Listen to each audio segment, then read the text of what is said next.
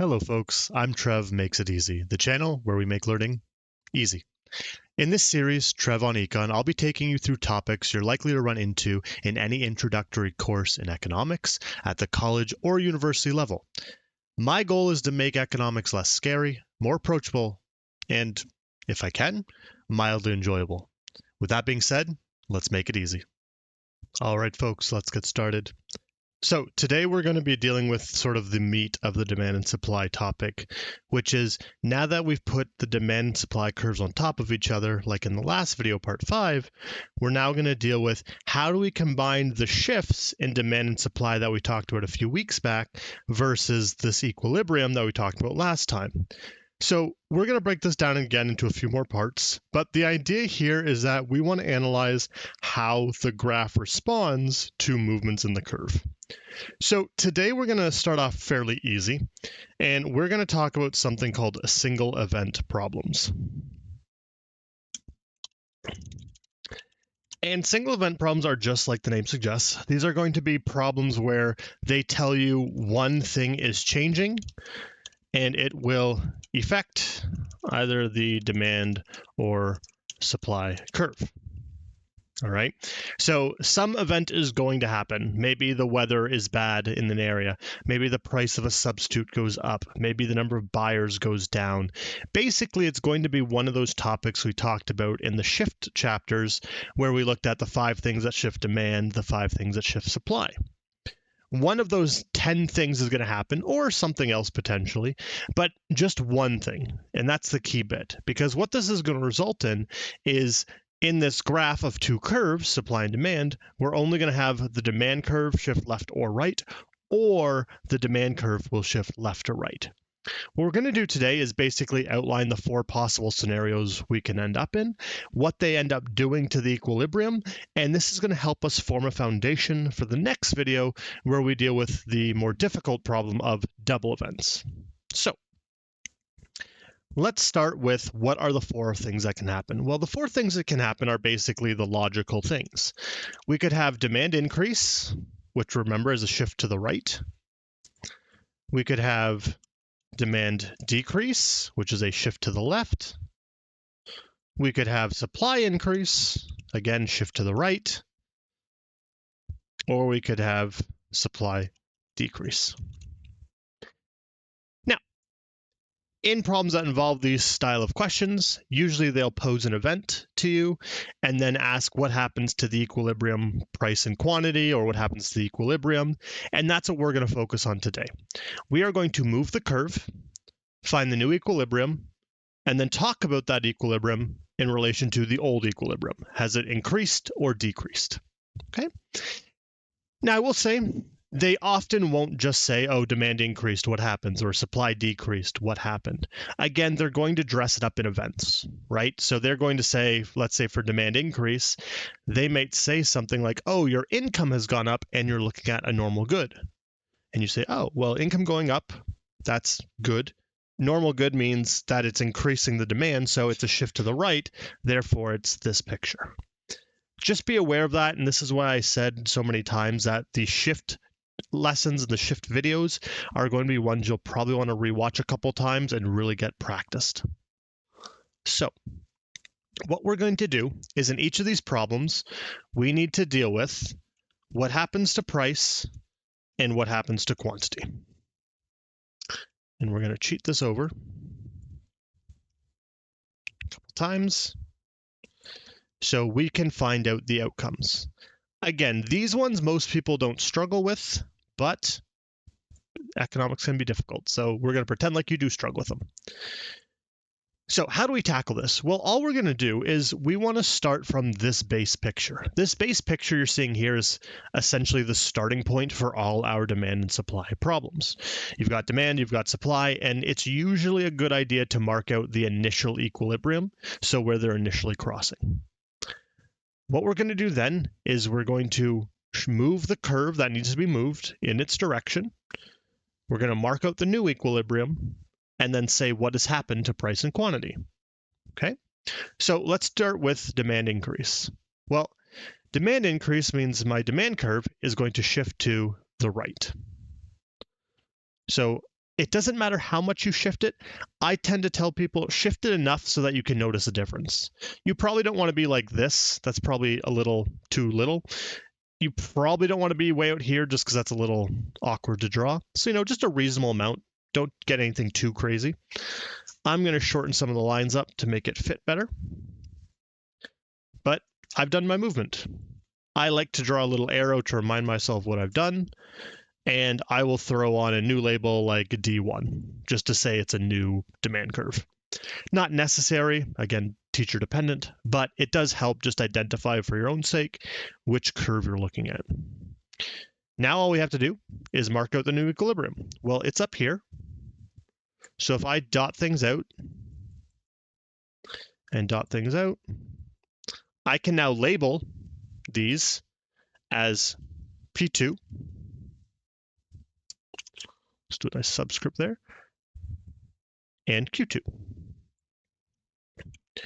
And all I have to do now is just look at, well, what has happened to P and Q? Well, P1 increased, it went up, and Q1 increased, it went up. So my final result is that price increased, quantity increased. And that would be my answer. Hopefully you can see it's a fairly simple process. Most of the single event problems people tend to struggle a lot less with, but you really want to master these before you move on to the next video where we deal with double events, which are going to be heavily related to these. Now, one thing I'll quickly mention is that drawing this, the way we've drawn it here, is very in-depth. We've shown every small detail, every little thing. You don't have to do that, all right? To give you an idea, if I'm doing a problem for my own sake, I would probably just quickly do this, okay? Very quick. I haven't really labeled anything. I just know where everything is at this point. But just understand you don't have to be this in-depth and colorful every time, but it's a good place to start out in as you start to learn where the things go, where they are comparatively, etc. All right. Now, one other tip I'll give you is a lot of people result to what I call the hand dance, where they will put their arms up, make supply and demand, and they will just visually move things. So for you, I think this would be demand to the right. It's hard to do because it's backwards, but they would just move their arms around and that would help them visualize. I've seen literally lecture halls with 90 students in them all doing this. It's very confusing. So we're going to do the other three. And if you've kind of gotten this, you probably might be able to even beat me. If you want to try challenging me, what you can do, pause the video here and try and do the next one yourself. So the next one is a demand decrease. So that means demand is going to move to the left. So I'm just going to, again, I've moved it a certain amount. It's a little less than last time. Doesn't matter. All right. The only thing we care about right now is direction. So there's my D1. Again, I'm just going to draw a little arrow to remind myself that I moved to the left. And then what do? Well, we're going to map it out. So here we go. Label it. Again, this is P2 and this is Q2. And what we see is the exact opposite, right? This time price has decreased and quantity has also decreased. So we can log that.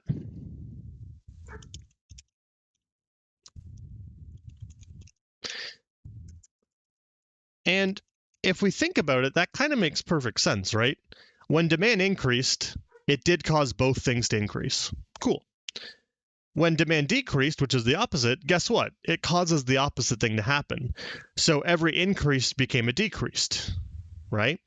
That sort of pattern recognition is going to be very useful going forward because it's going to allow us to kind of guess what the answer is going to be without having to worry about every single drawing. All right. You can definitely get to a point where drawing is less necessary, but I would highly recommend practicing the drawings, especially early on as you're getting used to it. Now, supply, for some reason, this one tends to screw people up. Again, we're just doing the same thing. So I want to show a supply increase. So how do I do that? Well, I'm going to take my supply and I'm going to shift it to the right. Again, remember, we move to the right for increase. Shrink that a little. I'm going to do the same thing. I'm going to call it S1. I'm going to show a little arrow just to remind myself. And again, what are we going to do? We're going to mark out that equilibrium. So we're going to say, okay, I want to be here. I'm going to go and then down. This one's a little interesting because it's not as clear cut as the demand ones are. So I have my P2 and I have my Q2, but they're not necessarily going in the same direction. Over on demand, when demand increased, they both increased. When demand decreased, they both decreased. Here, you have to be a little more careful, all right? So price, where's my mouse, is actually going down. So I can say price decreased. That's fine. But I can't just match quantity to it, all right? I have to read it carefully because quantity is actually increasing. It's moving to the right. So quantity has increased, right? The point I'm trying to make here is that don't just assume because the curve increases that everything increases with it. That did happen to work for demand, but that's kind of random, to be honest. You really do want to move the curve and actually compare the new equilibrium to the old equilibrium to make sure it makes sense, okay? Now I've got one more to do, and this is, again, we're going to do this backwards. This time, instead of supply increasing, we have supply decrease. So right away, without even drawing the picture, I can probably guess what's going to happen to price and quantity. All right. Again, feel free to pause the video and try and answer that, but what do you think is going to happen to price and quantity? Well, just like before, because we moved right for supply increase, and now we're going to move left for supply decrease, all we're going to do is we know these answers are going to be flipped. So if price decreased before, now price is going to increase. And if quantity increased before, quantity is going to decrease. Now, again, we should always prove that with a picture just for our own sake to know we're right, but let's just do that. So we've got our supply curve. I'm going to move it to the left and kind of move it around. So there's it moving to the left. Again, we'll call it S1. Go like so. And then again, let's map it out. So we want to go to here, here, and then again, we get P2, and we get Q2, right? And again, we can quickly say, okay, price, oh look, it has increased like we said, we were right, and quantity has decreased, again, just like we said, all right?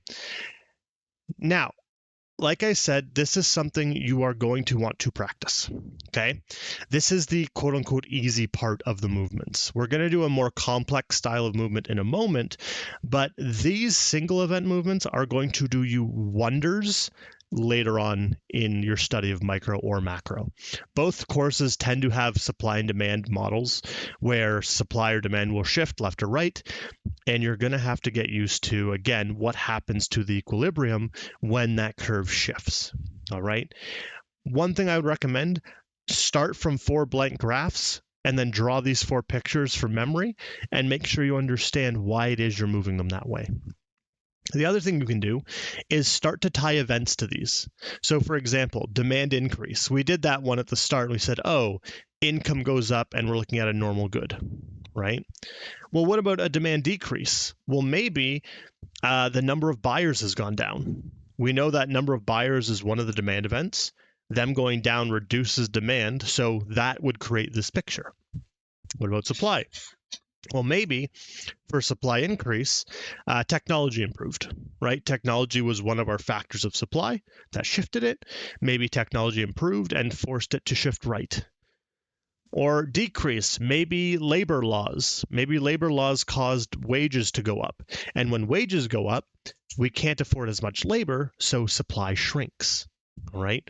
Again, they're never going to say, or at least rarely going to say, demand increase, demand decrease, supply decrease. They are going to frame them in an event, and that event is going to be yours to decipher and align with one of these four pictures. I hope that was informative. Again, please make sure you practice these. I'll see you next time for double event problems, and until then, bye-bye. Well, folks, that wraps up another lesson for today. I hope it was helpful. If you found the video valuable, please make sure to like and subscribe. And if you have any questions about the content or requests for other topics or subjects you'd like me to cover, please leave a comment below. Until next time, keep learning and make it easy.